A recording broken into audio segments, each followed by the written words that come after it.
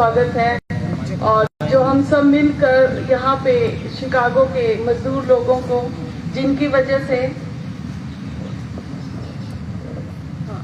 वजह से हमारी भी हिम्मत हुई कि हम भी यहाँ पे अगर लड़ेंगे तो हमें भी कुछ मिलेगा, तो उन्हीं के संघर्ष को याद करते हुए, उनकी कुर्बानियों को याद करते हुए हमें भी ये सोचना चाहिए कि कभी भी कोई भी कुर्बानी कभी जायज जो है वो बर्बाद नहीं होती, खराब नहीं होती है।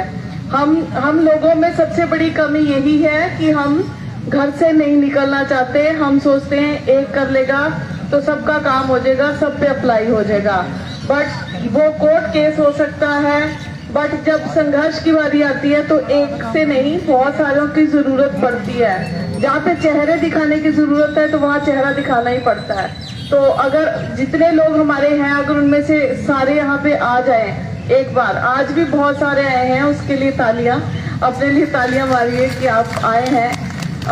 इसी को देखकर हिम्मत बढ़ती है। आगे जो कार्यकारिणी होती है, आगे जो लोग हैं जैसे विपिन सर वगैरह हैं जो 24/7 काम करते हैं, मुझे लगता है हम तो फिर भी बैठ जाते हैं, बट ये 24/7 जो है ये कुछ ना कुछ सोच के लगे ही रहते हैं, जिनकी वजह से हम ये सोचते हैं कि हमारे अंदर जान बनी रहती है कि अब ये मैसेज आ गया, अब ये मैसेज आ गया, जो हमें बैठने नहीं देते, ये नहीं सोचने देते कि खत्म हो गया सब कुछ। बट बीच में जो एक ऐसा टाइम पीरियड मुझे लगता है आप सबने भी महसूस किया है कि जो 3-4 साल के बीच में शोषण जो है वो बहुत ज्यादा बढ़ गया है। मतलब कि सैलरी को लेकर, कॉन्ट्रैक्ट्स को लेकर या कोई और फैसिलिटीज को लेकर दिन प्रतिदिन जो है वो हमारी फैसिलिटीज को कम कर दिया गया है, हमारी सैलरीज को कम कर दिया गया है। हमें मतलब फैसिलिटी मिलने के बजाय सब कुछ धीरे धीरे ऐसी हालत हो गई है कि हमें ये महसूस होने लगा कि हम किस उस पे डेजिग्नेशन पे काम करते थे और किस डेजिग्नेशन की हमें सैलरी मिल रही है। जैसे यहाँ पे कल मिड डे मील वर्कर के साथ ऐसा हुआ, तो अगर जिस घर से हम सब बिलोंग करते हैं, हमें पता है कि इतना ज्यादा पैसा किसी के पास नहीं है कि एकदम लाखों रुपया निकाल के किसी को दे के इलाज करने को हम दे सकते हैं। तो क्या उस सरकार की, उस एडमिनिस्ट्रेशन की जिम्मेदारी नहीं बनती कि अगर कुछ इस तरीके का कोई फंड है, कोई इस तरीके का जो हेल्प है, फाइनेंशियल हेल्प है, डिपार्टमेंट की तरफ से होनी चाहिए कि अगर किसी के साथ ऐसा कोई हादसा हो जाए तो उसके लिए क्या बैकअप प्लान है डिपार्टमेंट का, कि अगर मर गए तो मर गए, तुम्हारी जिम्मेदारी, तुम नौकरी कर रहे थे। हम लोगों को यही एहसास कराया जाता है कि तुम अपनी मर्जी से लगे, तुम्हारे साथ जो मर्जी होते, हमारा तुम्हारे से कोई लेना देना नहीं है। जब भी किसी फैसिलिटी की बात करी जाती है तो डिपार्टमेंट हमें साइड लाइन कर देता है कि नहीं, तुम हमारे वर्कर नहीं हो। बट सारा काम हम डिपार्टमेंट के लिए कर रहे हैं, तो वो ठेकेदार पे बात डाल देते हैं। ठेकेदार को भी वही सेलेक्ट करते हैं, सब कुछ वही कर रहे हैं, ये हम सबको भी पता है।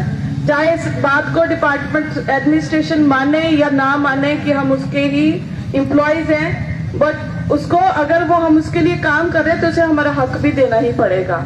क्योंकि अभी ये जरूरत है इस टाइम की कि हमें अलाउंसेस की जरूरत है, हमें मेडिकल फैसिलिटीज की जरूरत है, सैलरी बढ़ने की जरूरत है। जब हम काम बराबर कर रहे हैं तो हमें सैलरी बराबर क्यों नहीं मिल रही है? जब हम उस एडमिनिस्ट्रेशन का पूरा काम संभाले हुए हैं, आपको पता ही है कि कॉन्ट्रेक्चुअल एम्प्लॉय कितना काम करता है, कोई बेईमानी नहीं कर रहा अपने काम से, तो फिर हमारी सैलरी बढ़ाने में, हमें अलाउंसेस देने में, हमें फैसिलिटी देने में क्यों बेईमानी करता है डिपार्टमेंट? क्योंकि हम आवाज नहीं उठाते। उनको पता है कि ये छोड़ेंगे तो 10 इनकी जगह पे खड़े हो जाएंगे आके। बट अगर हम अपना हक मांगेंगे, जब हम अपना काम अच्छे से कर रहे हैं तो हमें अपना हक मांगने का भी पता होना चाहिए कि हम अपना हक भी मांग सकते हैं, और इस डिपार्टमेंट को देना पड़ेगा। कोई भी चीज इम्पॉसिबल नहीं होती है, जब आप करने पे आओ तो सब कुछ हो जाता है।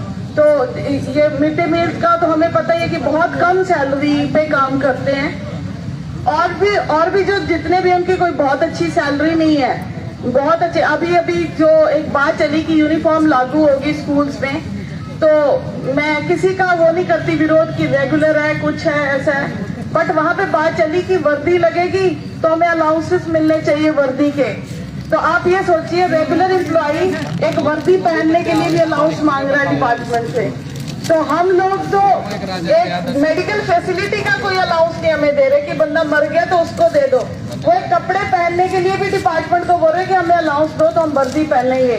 तो ये तो हमारे बीच में खाई है, ये खाई हमारे बीच में। कोई वर्दी पहनने के लिए भी डिपार्टमेंट को बोल रहे हैं कि हमें अलाउंस दो तब हम वर्दी पहनेंगे, ये आपकी लगाया और ड्रेस कोड लागू करेंगे अगर आप पैसे दोगे।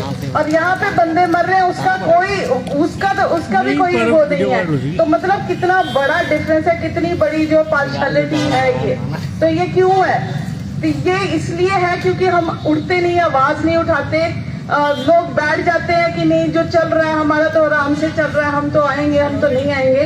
बट जैसे आज इकट्ठे हुए, अगर हमेशा ऐसे एकजुट रहिए, एक साथ जब भी कभी कोई बुलाता है तो आइए और अपनी आवाज को बुलंद रखिए, अपनी हकों को पहचानिए कि आपका क्या हक बनता है, क्या आपका शोषण हो रहा है, कहाँ आपको हक मिलना चाहिए। तो ये अगर हमें पता होगा तो हम इकट्ठे होंगे यहाँ पे। और मैं 4th क्लास एम्प्लॉइज का स्पेशली थैंक यू करती हूँ, जो भी हमारे सबसे ज्यादा वही लोग इकट्ठे होते हैं मुझे लगता है। बाकी लोग तो निकलना भी नहीं चाहते। आप ही लोगों के दम पे मुझे लगता है कि रैलीज होती हैं। मैं आपके लिए क्लैपिंग करती हूँ कि आप ही लोगों के दम पे रैलीज होती हैं। बाकी बाबूशाही नहीं छोड़ेंगे तो फिर घर पे ही जमीन पे ही बैठना पड़ेगा। बाबूशाही छोड़ के जमीन पे बैठिए, अपने हक को मांगिए, तो कोई भी डिपार्टमेंट या एडमिनिस्ट्रेशन ऐसा नहीं है कि वो हिल नहीं सकता। तो इन्हीं शब्दों के साथ मैं अपना बातचीत को बंद करती हूँ और थैंक यू करती हूँ संघ